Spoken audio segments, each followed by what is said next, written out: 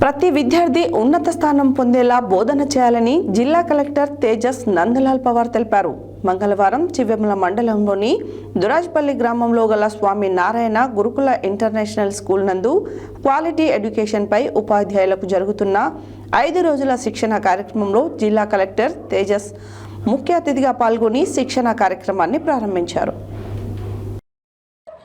మంగళవారం చివ్వెంల మండలంలోని ముదిరాజ్పల్లి గ్రామంలో గల స్వామినారాయణ గురుకుల ఇంటర్నేషనల్ స్కూల్ నందు క్వాలిటీ ఎడ్యుకేషన్పై ఉపాధ్యాయులకు జరుగుతున్న 5 రోజుల శిక్షణ కార్యక్రమంలో జిల్లా కలెక్టర్ తేజస్ ముఖ్య అతిథిగా పాల్గొని శిక్షణ కార్యక్రమాన్ని ప్రారంభించారు.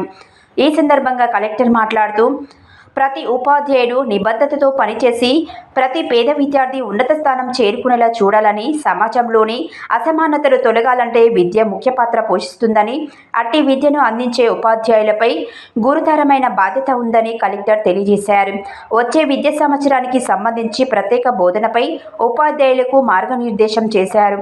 విద్యా సంవత్సరానికి గాను ప్రత్యేక ప్రణాళికలు రచించి ఆగస్టు 15లోగా ప్రతి విద్యార్థికి చదవడం, రాయడం, గణితంలో చతుర్విధ ప్రక్రియలు వచ్చేలా చూడాలని కలెక్టర్ సూచించారు.